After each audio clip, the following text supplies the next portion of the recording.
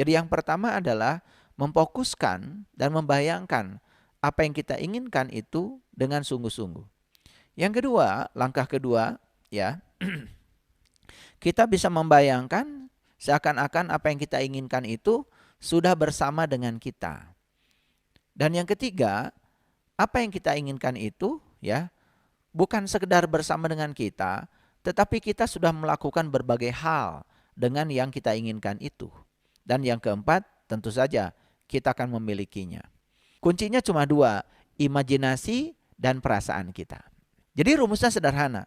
Apapun situasi di luar, jaga supaya perasaan kita tetap positif.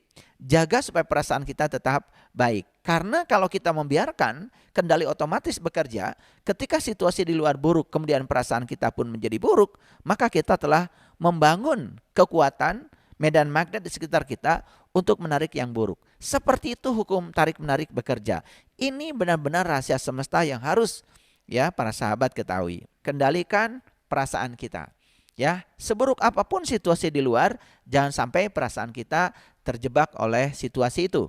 Jangan terjebak oleh kendali otomatis. Yang mereka imajinasikan itu sudah ada. Sudah ada. Karena apa? Hukum tarik-menarik itu tidak mengenal besar atau kecil yang kita imajinasikan dan tidak mengenal waktu.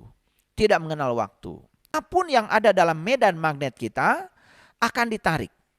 Ketika daya magnet kita begitu positif, begitu kuat, maka hal-hal yang menyenangkan secepat kilat akan muncul. Jadi tergantung medan perasaan kita, apakah luas, apakah kuat. Kalau medan perasaan kita itu luas dan kuat, ya, maka itu yang akan tertarik. Tetapi hati-hati ya, luasnya negatif, kuatnya negatif, atau luasnya positif, kuatnya positif. Tentu saja kalau kita ingin menarik hal yang kita inginkan, hal yang kita cintai, yang harus kita luaskan dan kuatkan, itu adalah medan perasaan yang dibangun oleh rasa cinta yang diinfuskan ke dalam perasaan kita. Dan merasakan kita akan memiliki kuasa atas seluruh penciptaan. Tidak ada yang besar atau kecil bagi hukum tarik-menarik. Tidak ada konsep waktu untuk hukum tarik-menarik. Tidak ada konsep waktu. Bahkan fisika kuantum mengatakan saat kita membayangkan sesuatu saat ini, sebetulnya yang kita bayangkan sudah ada saat ini juga. Sudah ada saat ini juga, cuma belum tertarik aja ke dalam diri kita. Padahal itu sudah ada. Ya mungkin sederhana ya, saat kita membayangkan mobil, tentu saja mobil yang kita bayangkan, mobil yang pernah kita lihat. Dan mobil itu sudah ada di dealer kan sebetulnya, hanya soal tempat. Tempatnya belum di rumah kita, tetapi waktunya sekarang sudah ada.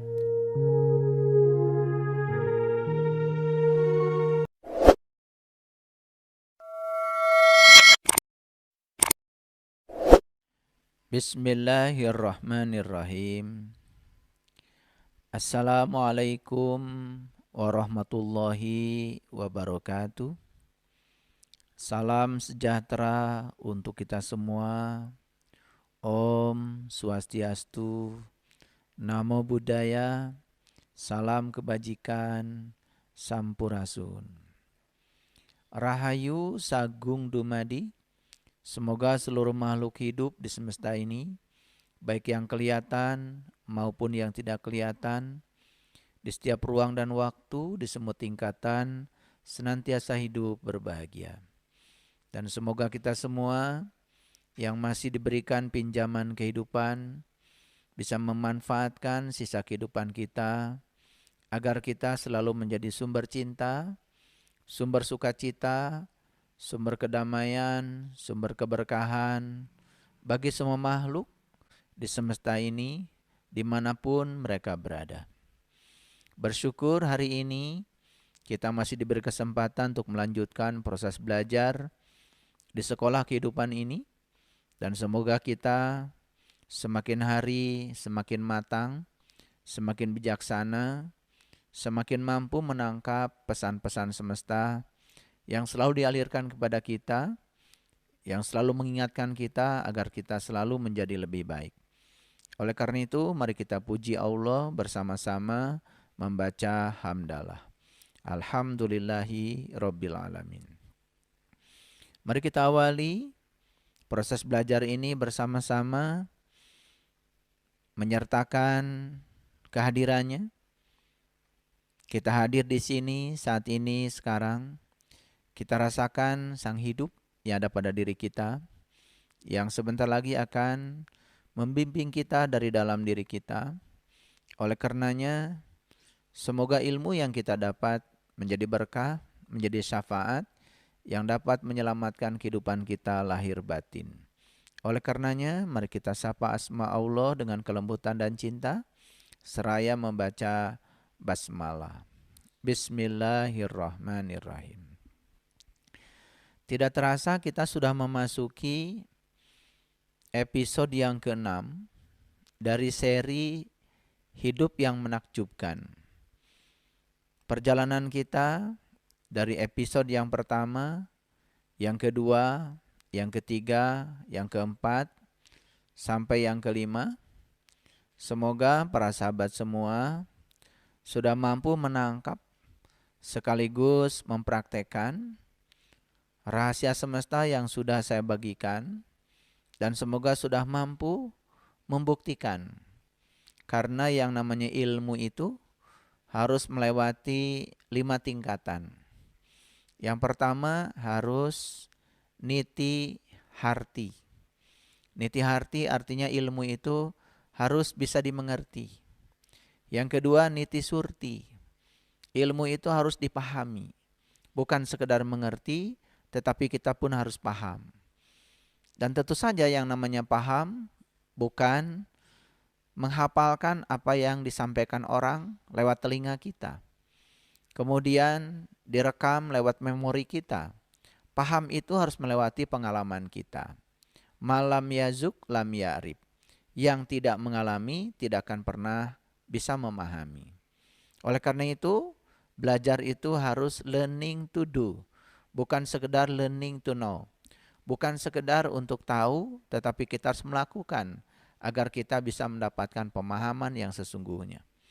Lalu yang ketiga, kita harus niti bukti.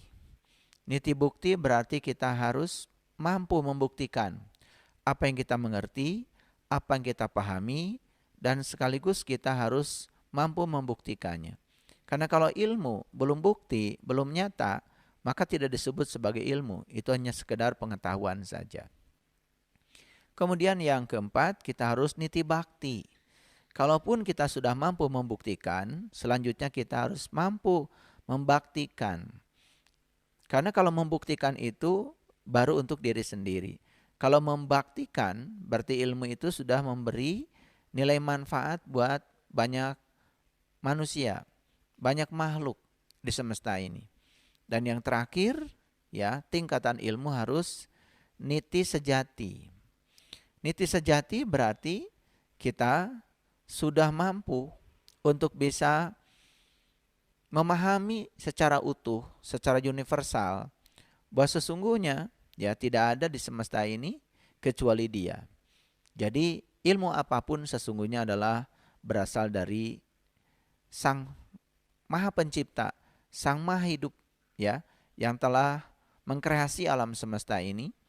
Dan Allah Subhanahu wa taala mengkreasi alam semesta ini cuma satu, karena Dia ingin dikenal. Jadi sebetulnya intisari dari ilmu pada dasarnya adalah bagaimana kita bisa menjadikan ilmu sebagai instrumen yang mengantarkan kita untuk mengenal Dia. Kuntu kanzan mahfian wa ahbabtu an u'rifa fa khalaqtu khalqan. Sesungguhnya aku adalah suatu perbendaharaan yang tersembunyi. Aku ingin agar aku dikenali, maka aku ciptakan ciptaan agar dengan ciptaan mereka bisa mengenal aku. Jadi sebetulnya Allah sendiri yang menyatakan dalam hadis qudsi, terciptanya alam semesta ini sebagai sarana untuk mengenalnya. Oleh karena itu di alam semesta itu begitu banyak tanda-tandanya, begitu banyak rahasianya. Dan siapa saja yang sudah mampu mengungkap rahasia yang tersembunyi di balik semua ciptaannya, maka merekalah yang akan mendapatkan berkah di dalam kehidupannya. Para sahabat, episode 1 sampai yang kelima, saya sudah berbicara begitu banyak rahasia untuk mewujudkan suatu realita berdasarkan apa yang kita inginkan, yang kita cintai. Dan sekarang kita akan masuk lebih dalam lagi. Bagaimana caranya supaya kita bisa mewujudkan realita itu dalam kenyataan hidup kita. Perhatikan kata demi kata, karena apa yang saya sampaikan ini penting, sangat penting. Apalagi kalau kita mampu membuktikannya, maka semua akan membawa kita pada kehidupan yang menakjubkan. Baik ya, langkah pertama yang perlu saya ulang dari episode yang sebelumnya adalah tentang bagaimana cara menarik apa yang kita inginkan, apa yang kita sukai, apa yang kita cintai. Untuk menarik apa yang kita inginkan dan cintai dari kehidupan yang tak kasat mata menjadi kasat mata, maka kita sudah memberikan caranya. Kita tinggal memberikan cinta terhadap imajinasi dan perasaan kita. Kita tinggal memberikan cinta terhadap imajinasi dan perasaan kita. Saya sudah memberikan langkah-langkah bagaimana menggunakan imajinasi, bagaimana menggunakan perasaan kita. Mungkin perlu saya ulang ya. Bagaimana cara menggunakan imajinasi? Yang pertama, tentu saja kita secara fokus ya, dengan kesungguhan hati, jika perlu meletup-letup di dalam hati kita, bahwa kita benar-benar menginginkannya. Dan apa yang kita inginkan itu ya diimajinasikan. Makanya Einstein mengatakan kalau pengetahuan itu hanya menghubungkan A ke B. Kalau imajinasi itu menghubungkan A ke B, ke C, ke D, sampai ke Z, bahkan tak terbatas. Jadi imajinasi itu bukan halusinasi. Jadi yang pertama adalah memfokuskan dan membayangkan apa yang kita inginkan itu dengan sungguh-sungguh. Yang kedua, langkah kedua ya, kita bisa membayangkan seakan-akan apa yang kita inginkan itu sudah bersama dengan kita. Dan yang ketiga, apa yang kita inginkan itu ya bukan sekedar bersama dengan kita, tetapi kita sudah melakukan berbagai hal dengan yang kita inginkan itu. Dan yang keempat, tentu saja kita akan memilikinya. Kemudian cara merasakan seperti apa? Pada saat kita membayangkan dengan sungguh-sungguh apa yang kita inginkan dan kita cintai itu, ya, maka kita merasakan seakan-akan apa yang kita inginkan dan kita cintai itu sudah nyata, sudah bersama dengan kita. Maka masuki langkah yang kedua, yaitu merasakan bahwa ya apa yang kita bayangkan itu, apa yang kita imajinasikan itu seakan-akan sudah bersama dengan kita. Dan yang ketiga, lakukan berbagai hal dengan yang kita inginkan itu ya, dan rasakan bahwa kita sudah melakukan berbagai hal dengan yang kita inginkan itu. Dan yang keempat, pasti yang kita inginkan itu bukan sekedar dirasakan, tetapi itu kan menjadi realitas. Itulah cara hukum tarik-menarik bekerja. Oleh karena itu maka di tahap selanjutnya saya akan memberikan rahasia yang lebih dahsyat lagi ya. Dan rahasia ini ya sudah ditemukan oleh banyak orang yang kreatif. Dan mereka yang sudah membuktikannya, mereka telah menikmati kehidupan yang menakjubkan. Para sahabat, bayangkan hidup kita seperti yang kita inginkan. Bawalah imajinasi kita terus-menerus setiap hari. Jangan putus-putus. Rumusnya sederhana. Dengarkan kata-kata saya. Cuma 2 kata yang perlu diperhatikan. Kata kuncinya. Yang pertama bayangkanlah. Yang kedua rasakan seandainya. Jadi bayangkanlah. Yang kedua rasakan seandainya. Jadi bayangkanlah bagaimana rasanya seandainya. Nah, titik-titiknya boleh diisi. Jadi bayangkanlah bagaimana rasanya seandainya. Jadi seandainya itu diisi dengan apa yang kita inginkan. Semakin dalam kita ya bisa merasakan itu semua, maka seperti yang sudah saya sampaikan bahwa tubuh kita ini secara saintifik itu adalah magnet. Yang namanya magnet, pasti di sekitar magnet ada medan magnet. Semua hal yang berada dalam medan magnet kita itu akan tertarik kepada kita kalau kita sudah menjadikan diri kita sebagai magnet. tentu saja yang akan kita tarik juga bisa hal yang positif, juga bisa hal yang negatif. Makanya kita harus hati-hati. Karena perasaan kita adalah penentunya. Jadi saya akan tuliskan para sahabat. Rumusnya adalah sederhana. Jadi di sini ya, bayangkanlah bagaimana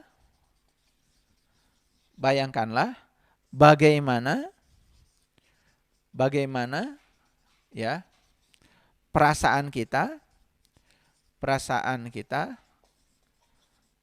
seandainya. Nah, seandainya diisi ya, diisi. Silakan ya. Bayangkanlah bagaimana perasaan kita seandainya. Silakan diisi. Bayangkanlah bagaimana perasaan kita seandainya yang kita inginkan itu sudah mewujud menjadi realitas dalam kehidupan kita. Silakan diisi itu, diisi ya. Bahkan ya, nanti ya belajar berlatih ya. Tidak usah banyak-banyak ya. Dalam 24 jam itu hanya perlu waktu sekitar 7 menit saja. Luangkan 7 menit ya untuk bisa meluapkan ya cinta kita dan memberikan cinta kepada imajinasi dan perasaan kita ya secara serius, secara sungguh-sungguh. Hanya perlu 7 menit. Hanya perlu 7 menit ya. Dan apa yang saya sampaikan ini sudah saya buktikan. Dan saya ya pantang untuk membuktikan sesuatu, apalagi ya yang disebut dengan ilmu itu kan harus nyata dan bisa dibuktikan. Karena ilmu itu kan asasnya cuma 3. Yang pertama, ilmu itu harus koheren. Tidak boleh bertentangan dengan akal pikiran kita yang sehat. Yang kedua, ilmu itu harus koresponden.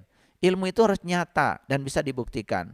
Jadi kalau saya menyampaikan sesuatu ya dan tidak nyata dan tidak bisa dibuktikan, jelas itu tidak berkategori ilmu. Dan yang ketiga, ya ilmu itu harus pragmatis, memiliki nilai manfaat untuk diri kita dan untuk banyak orang. Ya, jadi sekali lagi yang saya sampaikan ini adalah ilmu, ya, bukan sekedar pengetahuan. Jadi pengetahuan dengan ilmu bedanya, kalau pengetahuan sudah menjadi kenyataan itu namanya ilmu. Ya, kita harus transformasikan pengetahuan menjadi ilmu, ya. Jadi rumusnya adalah bayangkanlah bagaimana perasaan kita seandainya. Seandainya silahkan diisi oleh para sahabat sekalian. Nah, ketika meluangkan waktu 7 menit itu saja ya. Fokuskan ke sana. Silahkan dibuktikan sendiri ya. Nah, saya mengambil satu pernyataan dari pemenang hadiah Nobel. Ya, ini pemenang hadiah Nobel bidang fisika. Namanya Werner Heisenberg. Jadi kalau orang fisika ya, yang pernah belajar fisika kuantum, pelajar fisika atom, fisika inti, pasti bakal mengenal nama ini. Werner Heisenberg. Ya, beliau juga pemenang hadiah Nobel. Beliau mengatakan seperti ini. Atom-atom atau partikel dasar itu sesungguhnya tidaklah nyata. Jadi yang disebut dengan atom atau partikel dasar yang selama ini oleh kebanyakan orang awam dianggap nyata. Bahkan Werner Heisenberg sendiri mengatakan atom-atom atau partikel-partikel dasar itu sesungguhnya tidak nyata. Mereka membentuk alam potensi atau disebut dengan alam kemungkinan. Makanya di kajian yang sebelumnya saya sudah menyampaikan, begitu kita ya berada di tataran ruang dan waktu, maka hukum kausalitas berlaku, yaitu hukum sebab akibat. Begitu kita memasuki tataran yang melampaui ya, yang melampaui ruang dan waktu, yang saya sebut dimensi kelima, maka kita bisa menciptakan yang namanya hukum akibat sebab. Dan di situ berlaku yang namanya probability, ya. Semua kemungkinan masih mungkin terjadi.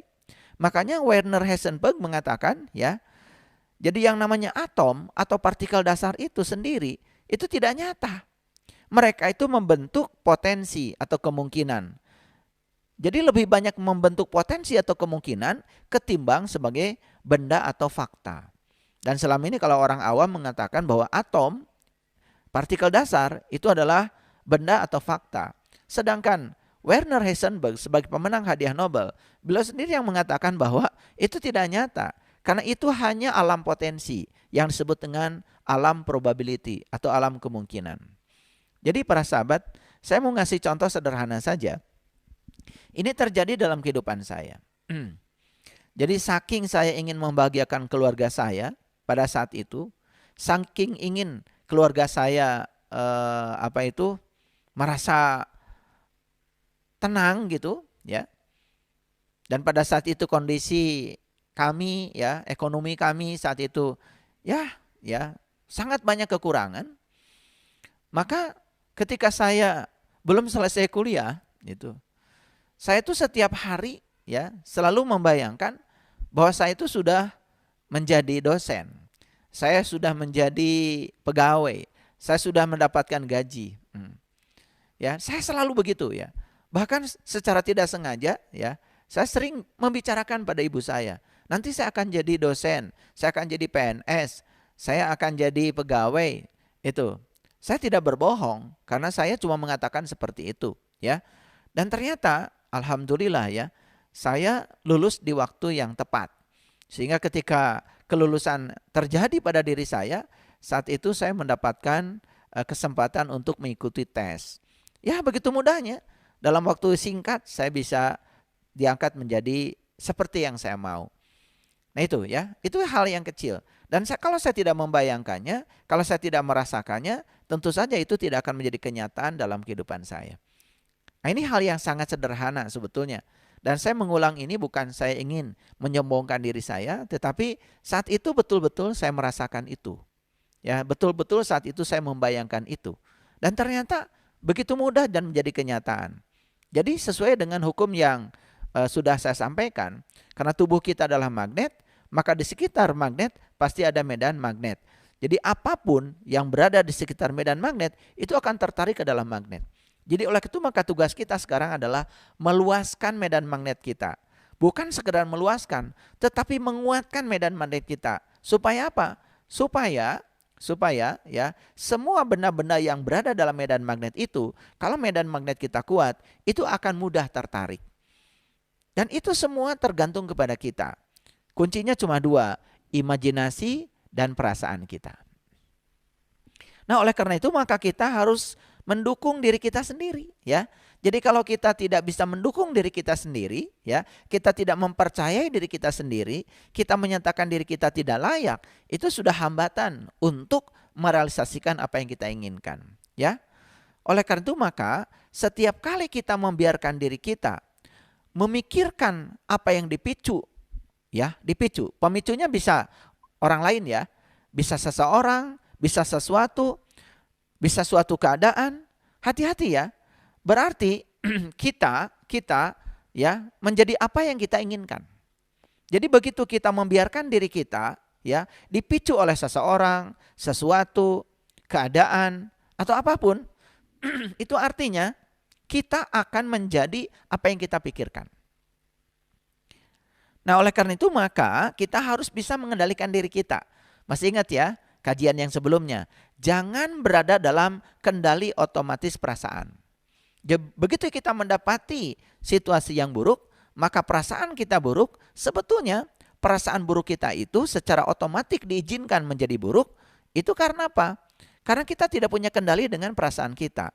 Padahal sebetulnya kita sedang menguatkan situasi yang buruk itu, maka keadaan akan semakin buruk. Makanya jangan terlibat, jangan biarkan kendali otomatis mengendalikan kita ya. Jadi rumusnya sederhana. Apapun situasi di luar, jaga supaya perasaan kita tetap positif. Jaga supaya perasaan kita tetap baik. Karena kalau kita membiarkan kendali otomatis bekerja, ketika situasi di luar buruk, kemudian perasaan kita pun menjadi buruk, maka kita telah membangun kekuatan medan magnet di sekitar kita untuk menarik yang buruk. Seperti itu hukum tarik-menarik bekerja. Ini benar-benar rahasia semesta yang harus ya para sahabat ketahui. Ya. Nah, kita selama ini banyak sekali tidak menuruti keinginan kita. Atau kita ya menjadi keinginan pinjaman. Kenapa? Karena kita membiarkan kendali otomatis kita dikendalikan oleh situasi di luar. Nah, ketika kita belum bisa mengendalikan perasaan kita, maka selama itu pula ya kita selalu ya menjadi keinginan pinjaman. Saya sebut keinginan pinjaman saja Karena kita tidak menjadi diri kita sendiri. Artinya apa yang kita inginkan tidak menjadi kenyataan. Kenapa? Karena kita lebih banyak terpengaruh oleh yang memicu di luar diri kita. Bisa seseorang, bisa sesuatu, atau bisa keadaan. Ini kuncinya para sahabat. Kuncinya adalah kendalikan perasaan kita. Ya, seburuk apapun situasi di luar, jangan sampai perasaan kita terjebak oleh situasi itu. Jangan terjebak oleh kendali otomatis. Ya, di kajian sebelumnya sudah saya sampaikan. Ini hanya mereview saja beberapa hal penting untuk bekal dalam masuk pada kajian episode yang ke-6. Nah, jadi proses penciptaan itu jelas harus ada pendukungnya. Ketika kita menggunakan proses penciptaan itu dengan pikiran dan perasaan kita, ya, usahakan tidak mempertentangkan keinginan kita dengan tindakan sehari-hari. Dan sebagai gantinya gunakan berbagai benda di sekitar kita sebagai properti agar kita merasakan seolah-olah apa yang kita ciptakan dalam proses penciptaan itu sudah kita miliki. Contoh sederhana, ya. Misalnya begini, ya. Ada sahabat yang sampai hari ini belum punya pasangan. Ya, tidak salahnya ya kalau ya membuat tempat tidur ya dan membayangkan memberi ruang untuk pasangan kita. Jadi kalau kita menginginkan pasangan tapi beli tempat tidurnya single hanya untuk kita sendiri, itu namanya ya keinginan kita tuh sedang dipertentangkan dengan kehidupan sehari-hari kita. Harusnya kan beli kasurnya yang double dong, ya, double. Bahkan ya orang-orang yang sudah mencapai pengalaman ini tidurnya pun tidak boleh. Setelah beli kasur yang double, tidurnya jangan di tengah, tidurnya harus di pinggir. Jadi merasakan seolah-olah pasangan yang diidamkan itu sudah berada bersama kita. Seperti itu ya. Nah, sama yang lain. Misalnya kalau kita bikin rumah, ya tentu saja kita harus visioner ya. Kalau kita menginginkan mobil, ya bikin rumah harus ada garasinya. Kalau bikin rumah sudah tidak ada garasinya, berarti antara keinginan kita bertentangan dengan keseharian kita. Harusnya itu ada space ya buat mobil kita, walaupun mobilnya belum ada. Tetapi dengan begitu kita sudah menciptakan ruang. Sama ya kalau kita ingin ya baju-baju bagus yang branded, misalkan saya sudah melakukannya ya. Saya beli lemari yang besar dan saya berikan space ya untuk ini t-shirt saya yang bagus, ini adalah celana-celana saya yang saya idamkan gitu. Walaupun saat itu belum ada isinya, tetapi kita sudah visioner. Artinya ya keinginan kita tidak dipertentangkan dengan keseharian kita. Ini hal yang sederhana para sahabat. Hal yang sangat sederhana ya gitu. Jadi untuk yang ingin pasangan ya tentu saja beli kasurnya yang double ya, yang double. Dan tidurnya pun jangan di tengah. Kalau di tengah itu kan sedang meniadakan yang lain ya. Tidurnya pun harus di pinggir ya. Merasakan seakan-akan pasangan kita sudah hadir. Nah, itu kelihatan sangat sepele, tetapi ini sangat mendukung. Nah, ini yang disebut dengan cara mendukung proses penciptaan ya. Nah, bahkan kelima indera kita ini sebetulnya ini semacam properti ya. Properti untuk membantu merasakan ya, seakan-akan yang kita imajinasikan itu sudah kita miliki ya. Ya, misalkan dengan tangan kita kan bisa merasakan ya, dengan kulit kita bisa merasakan apa yang yang kita inginkan itu seakan-akan sudah terjadi ya. Karena kulit kita bisa merasakan ya, bisa mencicipi ya, tubuh kita bisa mencicipi, bisa membaui, bisa mendengarkan, pokoknya apapun ya. Jadi artinya tubuh kita pun, panca indera kita pun itu merupakan properti pendukung untuk mewujudkan proses penciptaan supaya itu segera mewujud. Nah, oleh karena itu maka tugas kita adalah menyelesaikan tugas penciptaan itu ya. Jadi jangan nanggung, jangan setengah-setengah ya. Tugas penciptaan itu harus selesai ya. Gitu. Jadi kita harus sadar. Yang pertama ya, ketahuilah bahwa bila kita sudah melengkapi tugas kita dalam proses penciptaan, ciptaan itu sebetulnya sudah selesai. Seperti yang saya sampaikan pada kesempatan sebelumnya ya. 5.000 tahun yang lalu, ya, orang membuat imajinasi, ya, tentang kehidupan yang akan datang. Ternyata apa yang diimajinasikan mereka 5.000 tahun yang lalu, sekarang kan sudah jadi kenyataan. Itu artinya 5.000 tahun yang lalu, ya, apa yang mereka imajinasikan itu sudah ada. Sudah ada. Karena apa? Hukum tarik-menarik itu tidak mengenal besar atau kecil yang kita imajinasikan dan tidak mengenal waktu.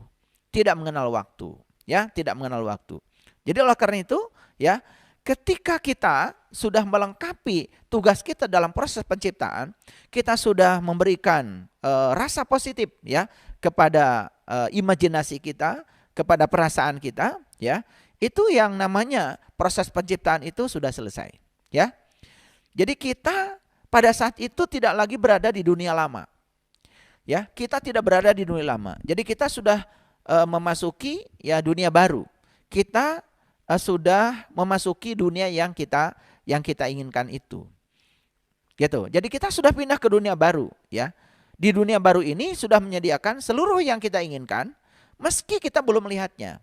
Dan kita pasti akan menerimanya.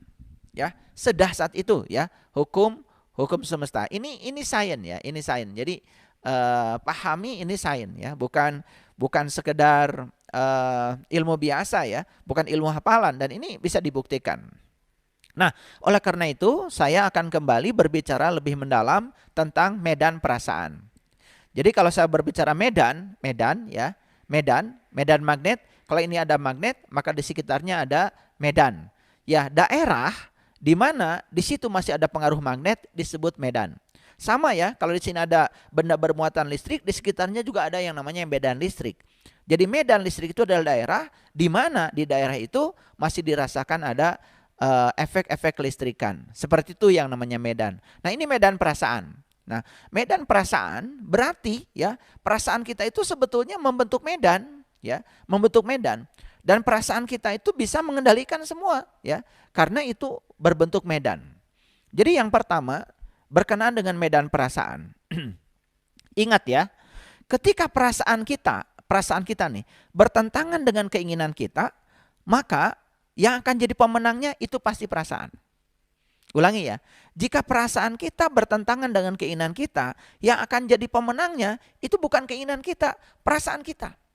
Oleh itu maka keinginan dengan perasaan itu harus selaras.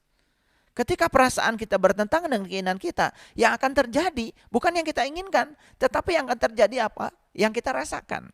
Karena perasaan pemenangnya. Ya. Yang kedua, ya, pahami, ya, secara ilmiah, ketika kita memberikan cinta kepada perasaan baik, maka perasaan kita menciptakan medan yang melingkupi diri kita secara menyeluruh. Hal inilah yang menarik segala sesuatu ke dalam kehidupan kita. Jadi ketika kita memberikan cinta kepada perasaan baik kita, maka perasaan ini membentuk medan.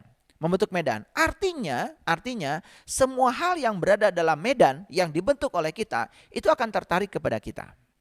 Itu hukum yang kedua. Kemudian yang ketiga, ya, setiap kita mengungkapkan rasa cinta, ya, melalui perasaan atau melalui kata-kata atau melalui tindakan, sebetulnya kita sedang menambahkan cinta ke medan di sekitar kita. Sehingga medan cinta kita semakin luas dan semakin kuat. Ya. Jadi seperti medan magnet sama, ya.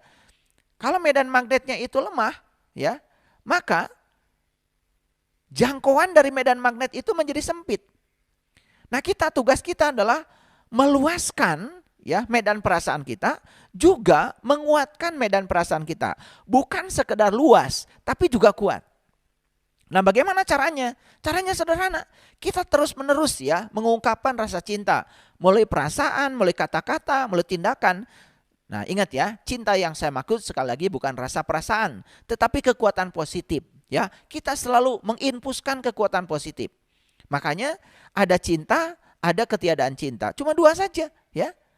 Cinta itu kekuatan positif, begitu kita dikendalikan oleh, ya, kekuatan negatif, berarti di situ sedang mengalami ketiadaan cinta. Ya, nanti saya akan berikan simulasi yang lebih jelas, ya, yang lebih jelas. Nanti saya akan berikan simulasinya, ya.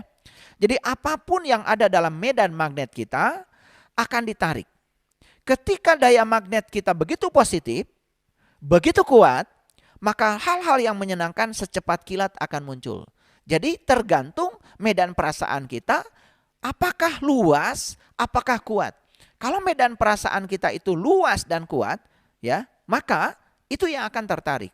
Tetapi hati-hati ya, luasnya negatif, kuatnya negatif, atau luasnya positif, kuatnya positif. Tentu saja kalau kita ingin menarik hal yang kita inginkan, hal yang kita cintai, yang harus kita luaskan dan kuatkan, itu adalah medan perasaan yang dibangun oleh rasa cinta yang diinfuskan ke dalam perasaan kita. Ya, itu. Jadi lewat kemampuan kita memikirkan, merasakan, kita akan memiliki kuasa atas seluruh penciptaan. Tidak ada yang besar atau kecil bagi hukum tarik-menarik. Tidak ada konsep waktu untuk hukum tarik-menarik. Tidak ada konsep waktu. Bahkan fisika kuantum mengatakan saat kita membayangkan sesuatu saat ini, sebetulnya yang kita bayangkan sudah ada saat ini juga. Sudah ada saat ini juga. Cuma belum tertarik aja ke dalam diri kita. Padahal itu sudah ada. Ya mungkin sederhana ya. Saat kita membayangkan mobil, tentu saja mobil yang kita bayangkan, mobil yang pernah kita lihat. Dan mobil itu sudah ada di dealer kan sebetulnya. Hanya soal tempat. Tempatnya belum di rumah kita. Tetapi waktunya sekarang sudah ada. Di waktu ini sudah ada yang kita bayangkan itu. Ya, itu. Oke ya, saya sudah berikan contoh yang sederhana. Ya, untuk membantu kita memiliki perspektif penciptaan yang tepat. Jadi kita harus memiliki perspektif penciptaan yang tepat. Seberapa besar pun keinginan kita, pikirkan saja. Bahkan jika perlu pikirkan keinginan yang besar itu hanya semacam bintik kecil saja. Maka apapun yang kita inginkan, anggap saja sebagai bintik kecil saja. Sebesar apapun itu. Karena hukum tarik-menarik tidak mengenal besar kecil, tidak mengenal soal waktu. Ya. Nah cuman kita kadang-kadang sering ya dihantui oleh keraguan-raguan. Ingat ya, keraguan-raguan adalah pengkhianat. Keraguan-raguan adalah pengkhianat. Dan keraguan-raguan itu yang akan membuat kita kehilangan kebaikan yang seringkali dapat kita menangkan. Jadi semua keinginan sebesar apapun hanya sebuah bintik ya dalam kekuatan cinta. Karena kekuatan cinta itu tanpa batas, sudah saya jelaskan ya. Kekuatan positif itu tanpa batas, beda dengan kekuatan negatif ya. Kekuatan negatif ketiadaan cinta itu ada batasnya. Karena kadang-kadang ya orang ya justru di titik nadirnya, di batas terendahnya dia mengalami kebangkitan. Tapi yang namanya kekuatan positif itu tidak ada batasnya, tidak ada batasnya. Nah sekarang bagaimana cara mengubah sesuatu yang negatif? Ini harus tahu ilmunya. Bagaimana cara mengubah sesuatu yang negatif? Ya, misalnya contoh sederhana ya, kita punya penyakit.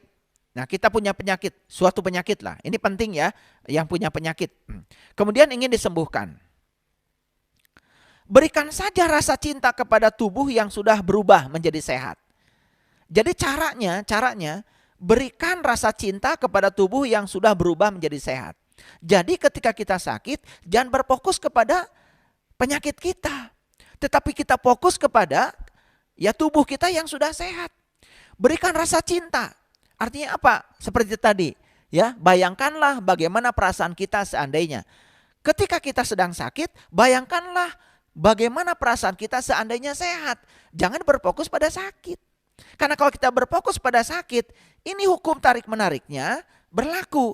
Artinya kita sedang menguatkan medan perasaan yang negatif itu. Makanya kita sudah sakit, kemudian semua yang datang kepada kita adalah potensi-potensi yang membuat kita semakin terjerembab dalam sakit itu.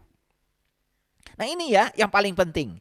Jadi ketika kita sedang mengidap suatu penyakit ya, dan kita ingin penyakit itu disembuhkan, jangan berfokus kepada penyakit.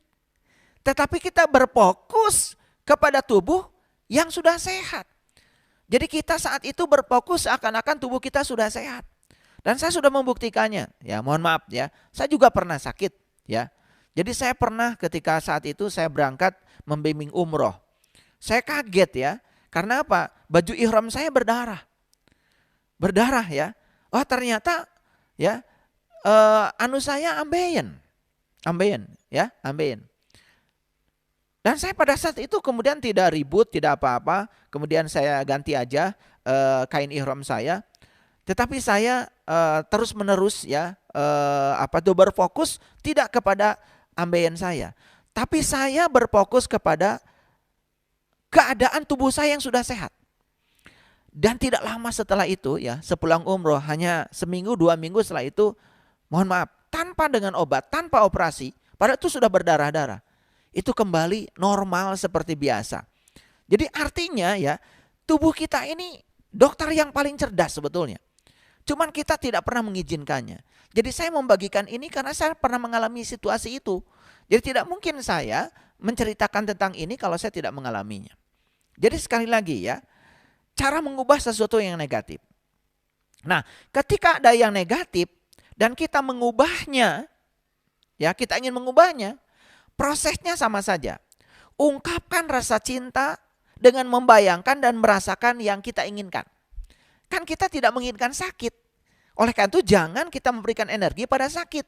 Kita harus memberikan energi pada sehat. Pada sehat, ya. Jadi ketika ada yang negatif dan kita ingin mengubahnya, prosesnya sama ya, seperti mengubah yang kita ingin mendapatkan yang positif. Ungkapkan rasa cinta dengan membayangkan dan merasakan yang kita inginkan. Kan yang kita inginkan sehat. Jadi ungkapkan rasa cinta itu pada sehat. Jadi seperti yang tadi contoh saya ya, ketika saya mengalami ambeien ya, saya ungkapkan saja ya rasa cinta saya kepada tubuh saya yang tidak ambeien. Tubuh saya yang sehat. Saya sudah bersama dengan tubuh saya yang sehat. Saya juga sudah melakukan berbagai hal dengan tubuh saya yang sehat itu. Dan ternyata hanya dalam waktu yang singkat sehat. Tanpa operasi, tanpa obat. Dan itu bisa dilakukan oleh semua orang. Ya, oke. Sesuatu yang negatif itu kan artinya kekurangan cinta. Maka kita harus membayangkan dan merasakan yang sebaliknya dari situasi yang negatif itu. Jadi situasi yang negatif itu jelas ya kekurangan cinta. Maka ya untuk menghilangkan yang negatif itu, mengubah yang negatif itu, bukan memaksa yang negatif harus menjadi positif. Karena tidak bisa diubah. Yang bisa kita lakukan adalah kita membayangkan dan merasakan yang sebaliknya dari situasi yang negatif itu. Ya. Mungkin para sahabat bisa gampang ya memahami seperti ini. Saya sudah menyiapkan ini. Ini gelas ya, perhatikan ini gelas. Ya, ini gelas ini kosong, ini gelas ini kosong. Ya, kalau gelas ini adalah tubuh kita, gelasnya tubuh kita. Nah, kekosongan ini ibarat ketiadaan cinta. Kekosongan ini ibarat ketiadaan cinta. Ya, ini kosong, ketiadaan cinta. Jadi di sini tidak ada cinta di sini. Ya, kekosongan. Nah, perhatikan para sahabat. Apakah ketika saya mengusir kekosongan, gelas ini akan terisi? Kan tidak. Semakin saya berusaha mengosongkan kekosongan, gelas ini semakin tidak terisi. Makanya semakin kita melawan kejahatan dan kejahatan, kita juga akan semakin negatif. Ya toh? Ketika kita mendapatkan situasi yang negatif di luar dan kita kemudian mengungkapkan perasaan negatif, itu sedang menguatkan yang negatif. Itu yang sering terjadi dalam kehidupan kita. Kita ingin gelas ini penuh, tetapi yang kita lakukan adalah mengusir kekosongan. Kita tidak suka kekosongan. Padahal yang kita inginkan gelas ini kan terisi air. Coba, kalau tubuh ini adalah, gelas ini adalah tubuh saya sudah punya cinta nih. Ini yang saya inginkan. Yang saya inginkan kan air. Karena air ini sebetulnya adalah cinta. Ya, ini kekuatan positif. Kan sebetulnya yang membuat haus kita hilang ini bukan kekosongan, ini air. Nah, bagaimana caranya supaya gelas ini terusir kekosongannya? Kan satu-satunya cara adalah mengisi cinta. Memberikan cinta. Dengan memberikan cinta otomatis ya kekosongan akan tidak ada. Coba sekarang. Begitu kita hadirkan cinta, kekosongan tidak ada. Jadi ketiadaan cinta itu hanya bisa dilawan dengan menghadirkan cinta.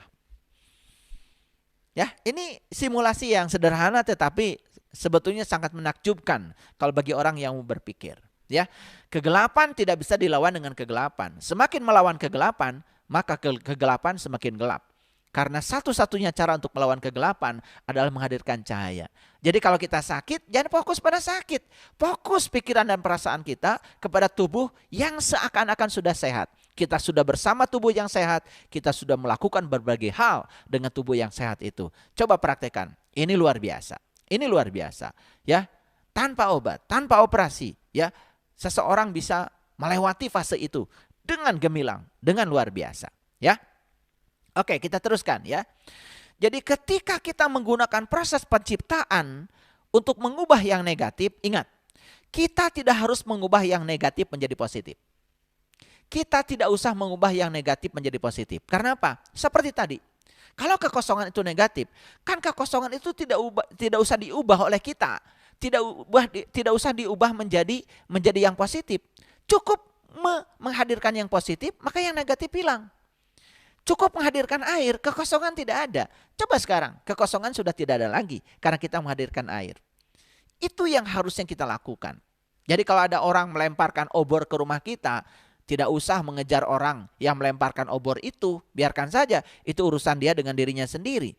Tapi yang paling penting kita padamkan api yang ada di rumah kita. Karena kalau kita mengejar orang yang melemparkan obor ke rumah kita kejar terus entah berapa jam sampai di rumah kita sudah terbakar habis. Nah, kita ini sering membiarkan rumah kita ini terbakar habis karena apa? Mencoba untuk keluar, bukan memadamkan apa yang di dalam. Oke ya, para sahabat sudah bisa menangkap pesan cintanya ya. Ini rahasia semesta yang luar biasa. Dan kalau kita melakukan ini luar biasa ya. Ini kekuatan positif.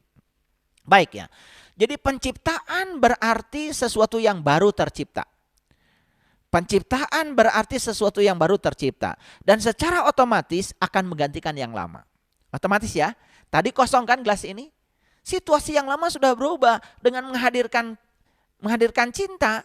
Yaitu mengisi air ini, mengisi gelas ini dengan air. Kan kekosongan tidak ada. Maka di sini sudah terjadi proses penciptaan. Sesuatu yang baru sudah tercipta. Dan yang baru tercipta, yang lama dengan otomatis tidak ada lagi. Jadi secara otomatis yang baru akan menggantikan yang lama. Kita tidak perlu memikirkan apa yang ingin kita rubah.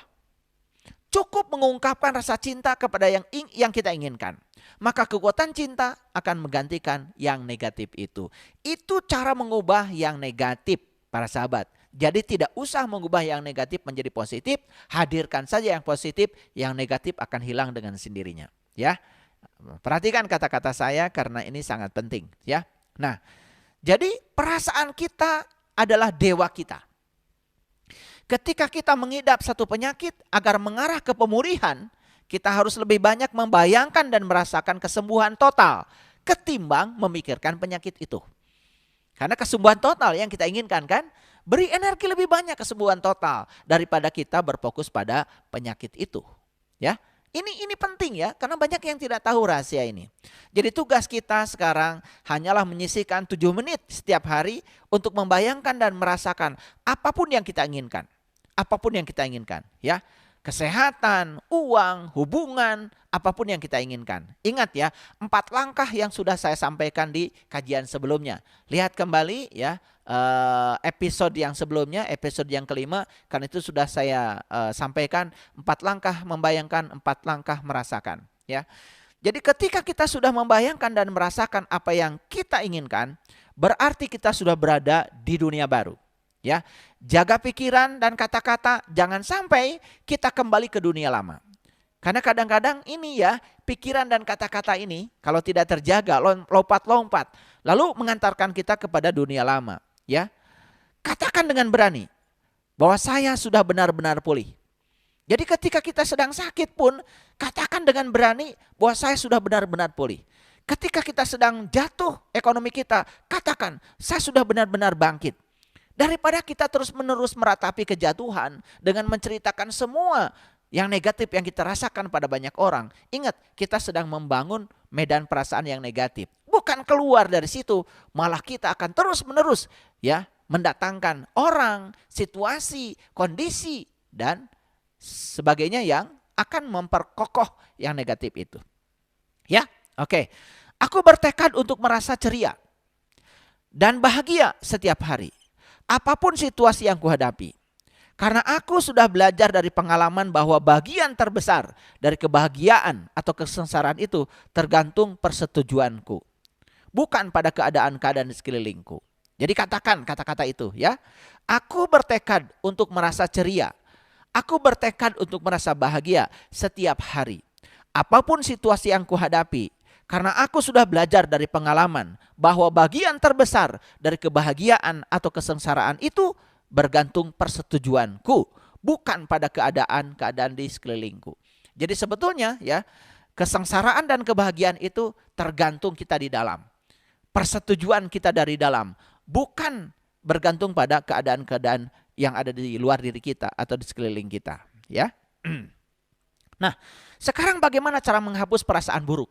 Nah, ini kita sudah memiliki perasaan buruk ya, perasaan buruk. Bagaimana cara menghapusnya? Ini saya kasih tahu tekniknya yang luar biasa ya. Kita dapat mengubah apapun dalam hidup kita dengan mengubah perasaan kita.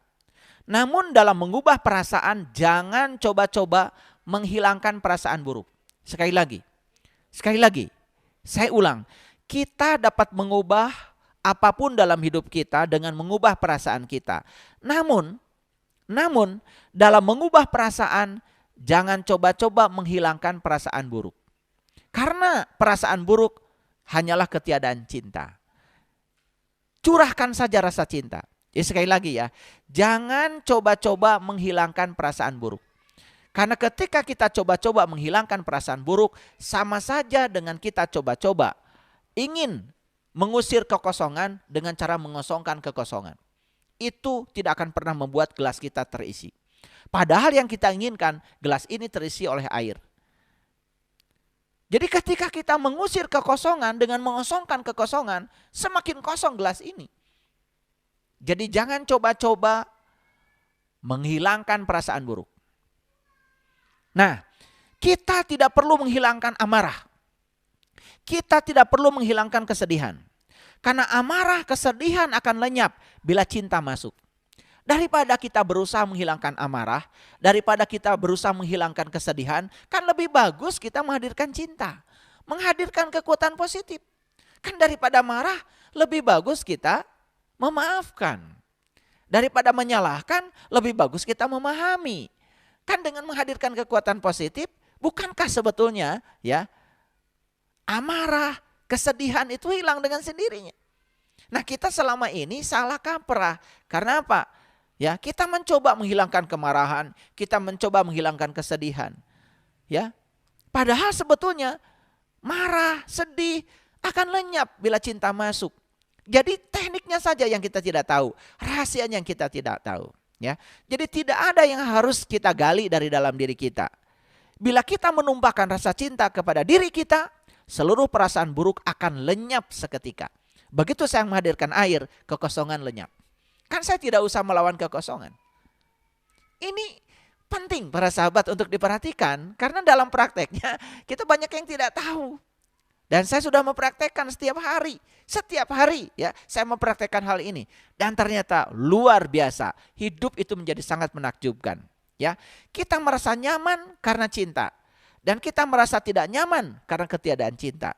Jadi saat kita mengalami ketidaknyamanan, jelas kita sedang mengalami ketiadaan cinta. Supaya nyaman, jangan melawan ketidaknyamanan. Cukup menghadirkan cinta, maka kita akan nyaman.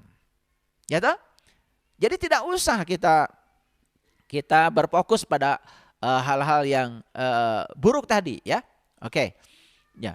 Nah, ada analogi yang sangat menakjubkan, ya. Analogi yang sangat menakjubkan.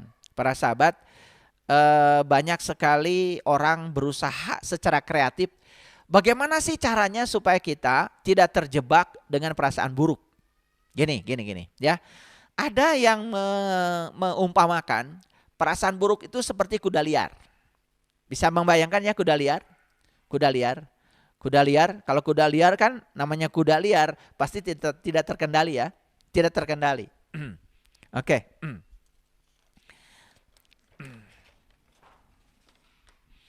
Jadi perasaan buruk, ini perasaan buruk. Perasaan buruk. Ya. Ini jelas ya, perasaan buruk itu akibat apa tadi? Akibat ketidakhadiran cinta. Perasaan buruk akibat ketiadaan cinta. Jadi sebetulnya sakit itu akibat ketiadaan sehat. Ya, itu ya. Gelap itu akibat ketiadaan cahaya. Ya, perasaan buruk. Nah, perasaan buruk ini ibarat kuda liar. Jadi ibarat kuda liar ya. Saya tidak pandai ya menggambar kuda, gimana ya kuda ya. Ya, pokoknya kuda lah ya. Ya. Oke, kuda. Kuda nih. Kuda liar. Nah, sekarang ini kuda liar. Kuda liar. Bisa dibayangkan ya, kuda liar kan beda dengan kuda yang sudah tunduk kepada pemiliknya. Coba ya, kalau kuda yang bisa dipakai untuk menarik delman, itu kan kuda yang sudah tunduk ya. Nah, kuda yang suka dipakai di tempat rekreasi, anak-anak suka naik, itu kan kuda yang sudah aman. Itu kuda yang sudah terdidik ya. Bayangkan kuda liar. Bisa dibayangkan kuda liar ya, kuda liar. Kalau kuda liar ini dinaiki, bahaya enggak? Sangat bahaya kan? Nah, perasaan buruk itu ibarat kuda liar. Jadi ketika kita sedang berada di perasaan buruk, berarti kalau kita menambah lagi keburukan pada perasaan buruk, itu sama saja dengan kita sedang menaiki ini. Kita sedang menaiki kuda liar ini. Nah, kalau kita menaiki kuda liar, para sahabat bisa membayangkan akibatnya seperti apa? Apakah kita akan happy berada di punggungnya kuda liar? Tentu saja tidak. Kita akan semakin stres, semakin takut. Bahkan kuda ini bisa lari ke sana kemari gak karu-karuan. Yang terjadi apa? Kita akan semakin buruk keadaannya. Ya, karena apa? Kita mencoba menunggangi kuda liar kita. Oleh karena itu, ya, satu caranya. Begitu ada perasaan buruk, bilang pada diri kita, saya akan turun dari kuda liar ini. Saya tidak mau menaiki kuda liar itu. Turun segera dari kuda liar. Dan cara ini ternyata sangat ampuh.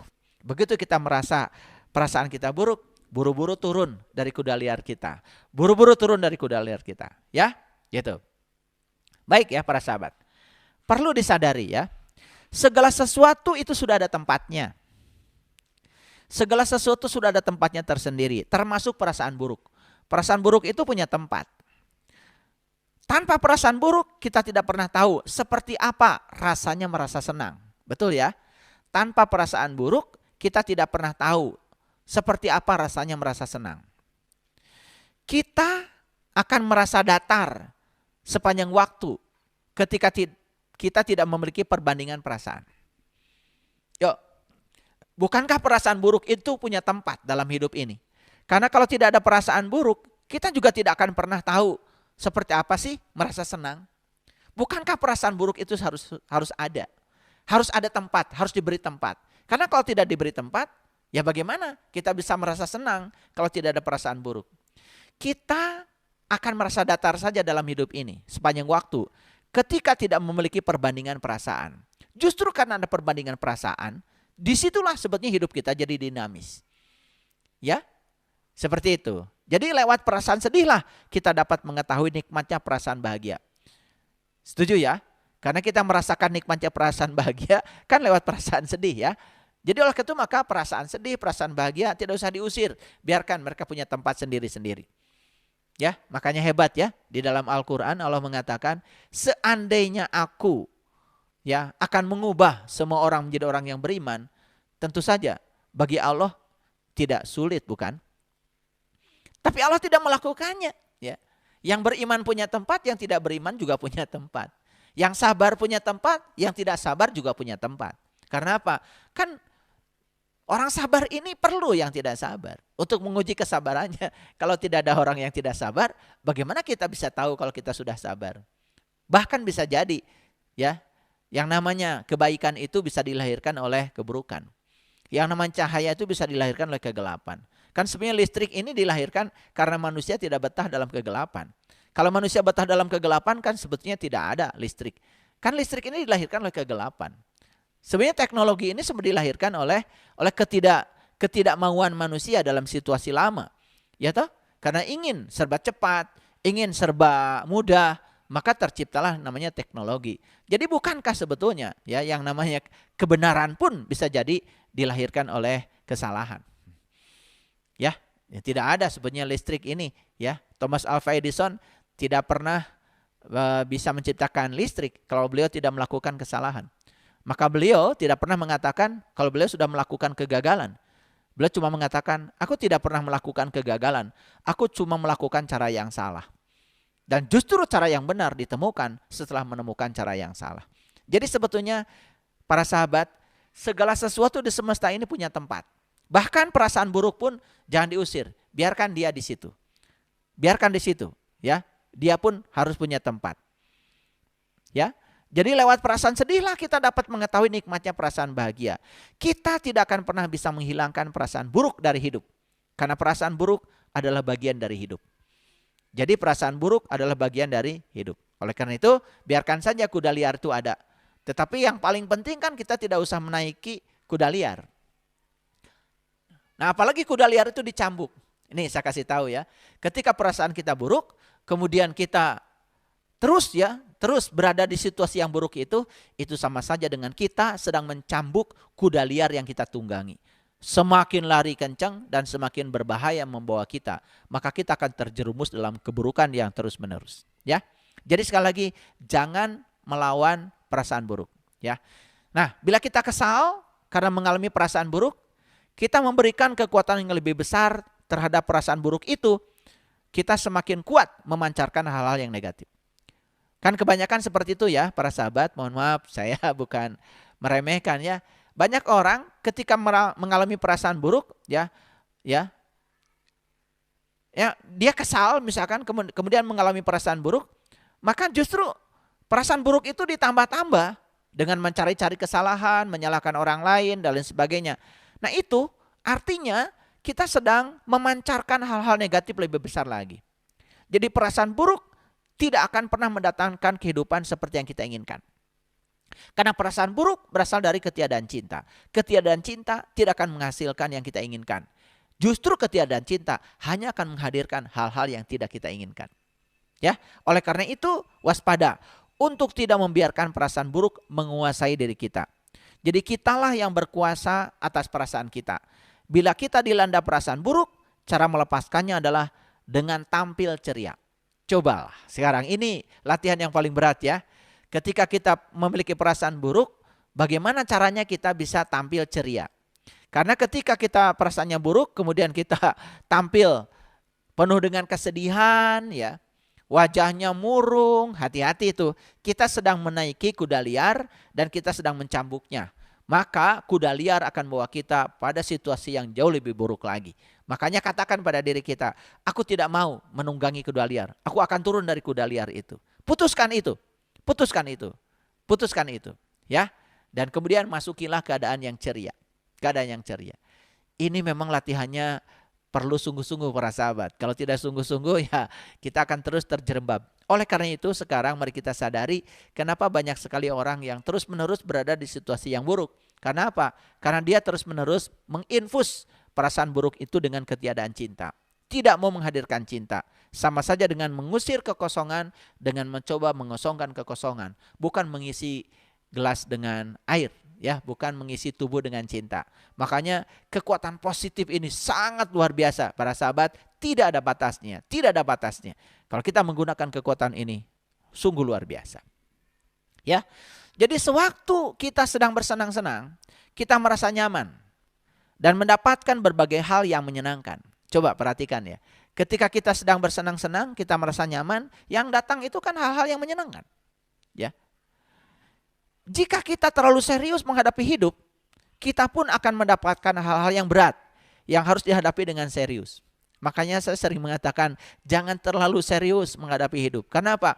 Begitu terlalu serius menghadapi hidup, apa yang terjadi? Kita akan mendapatkan hal-hal yang berat yang membuat kita menjadi sangat serius menghadapi situasi itu. Ya, itu hukum tarik-menarik. Jadi, untuk tampil ceria saat menghadapi perasaan buruk, bayangkan perasaan buruk seperti tadi, sebagai kuda liar. Lalu katakan pada diri kita, mengapa kamu menunggangi kuda liar itu? Turun sekarang juga. Karena kuda liar itu akan membawamu ke tempat yang lebih buruk lagi. Itu kuncinya. Katakan pada dirimu, ya. Jangan menganggap perasaan buruk sebagai diri kita. Karena perasaan buruk bukan diri kita. Ya, perasaan buruk bukanlah diri kita. Itu adalah diri palsu kita. Oleh karena itu ada kata-kata bijak. Tanggapilah dengan cerdas, bahkan untuk perlakuan yang tidak cerdas. Ya, tanggapilah dengan cerdas, bahkan untuk perlakuan yang tidak cerdas. Jadi kalau kita selalu cerdas, maka yang tidak cerdas pun kita tanggapi dengan cerdas, maka kita tidak akan terjebak untuk menjadi tidak cerdas. Jika perlu para sahabat, tertawakan diri kita. Ya. Jika kita sedang mengalami perasaan buruk dan kita mampu mentertawakan diri kita karena kita sedang menunggangi kuda liar, luar biasa sekali ya. Berarti kita telah mengubah hidup kita. Jadi ketika kita sedang mengalami perasaan buruk, tertawakan diri kita. Kenapa harus ditertawakan? Kok saya menunggangi kuda liar? Kok saya bodoh sekali? Kalau saya menunggangi itu kuda liar, berarti saya akan dibawa oleh kuda liar pada situasi yang lebih buruk. Tertawakan diri kita. Kalau kita bisa mentertawakan perasaan buruk kita, dan kita sedang berada di kuda liar itu, perhatikan ya, kita sudah mengubah hidup kita. Kita sudah mengubah hidup kita. Ya, bila kita merasa buruk, jangan tambah kekuatan perasaan buruk itu dengan menyalahkan diri sendiri. Jika itu yang kita lakukan, sama saja dengan kita mencambuki kuda liar kita agar melesat ke arah yang negatif. Ini yang sering terjadi. Begitu kita merasa ada perasaan buruk, malah kita menyalahkan diri kita sendiri. Semakin menyalahkan diri kita sendiri, itu artinya kita sedang mencambuki kuda liar kita.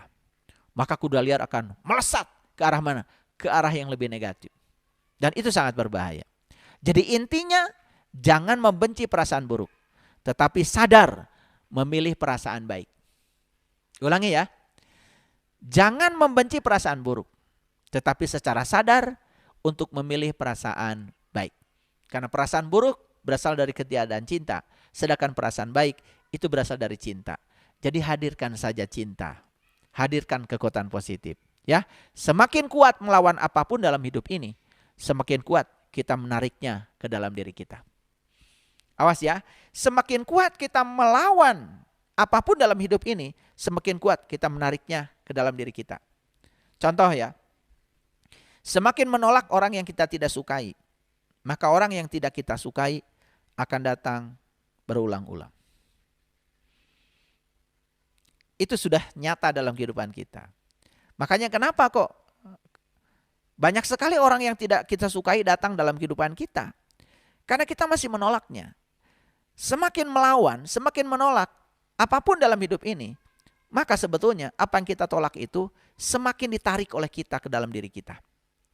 Contoh yang lain, semakin tidak suka dengan karakter seseorang, sebetulnya kita sedang menarik orang-orang yang berkarakter sama untuk datang dalam kehidupan kita. Makanya mohon maaf ya, kan banyak sekali ada pasangan yang tidak cocok. Karena tidak cocok, kan tidak cocok itu sebenarnya akibat dari tidak mau menerima kenyataan. Tidak mau menerima pasangan kita apa adanya. Lalu ya, karena kita tidak menerimanya berarti kita melawannya, berarti kita menolaknya. Ya sudah, akhirnya diputuskan untuk berpisah. Di sini ada harapan untuk mendapatkan yang berbeda. Percayalah, hukum alam tidak seperti itu. Maka kita akan mendapatkan yang sama lagi seperti itu. Kenapa? Sepanjang kita belum bisa menerimanya, maka hal yang sama akan datang berulang-ulang sampai kita bisa menerimanya. Jadi hukumnya sederhana, semakin kuat kita melawan apapun dalam hidup ini, semakin kuat kita menariknya ke dalam hidup kita. Semakin melawan perasaan buruk, maka kita pun sebetulnya sedang menarik perasaan buruk ke dalam kehidupan kita. Perasaan buruk jangan dilawan. Oleh karena itu, jangan membenci perasaan buruk, tetapi dengan sadar kita memilih untuk memiliki perasaan yang baik. Karena apa? Ketiadaan cinta hanya bisa disembuhkan dengan cinta. Itulah para sahabat, episode yang ke-6. Saya sudah memberikan begitu banyak rahasia, ya, rahasia hidup yang bisa dipraktekkan. Dan semoga para sahabat yang sudah mendengarkan episode 1, 2, 3 sampai yang ke-6 ini, ya, para sahabat sudah bisa menemukan sedikit demi sedikit kehidupan itu ternyata mudah dan menyenangkan. Ternyata kehidupan itu bukan sulit dan penuh perjuangan, tapi kehidupan itu sungguh sangat menakjubkan. Jadi sebetulnya kondisi kehidupan kita hari ini, sebetulnya penciptanya adalah diri kita sendiri. Kita yang telah menarik semua hal dalam hidup ini. Karena Allah hanya sebagai Rob. Allah hanya sebagai fasilitator. Dia hanya sebagai sang keberadaan. Dia hanya sebagai sang kehadiran. Maka dalam hadis qudsi Allah menyatakan, aku bergantung sangkaan hambaku. Aku tidak akan mengubah nasib suatu kaum kalau dia sendiri tidak akan mengubahnya. Yuk kita ubah perasaan buruk kita dengan menghadirkan perasaan baik secara sadar sebanyak-banyaknya, maka kita akan menarik hal-hal baik dalam kehidupan kita. Terima kasih. Assalamualaikum warahmatullahi wabarakatuh.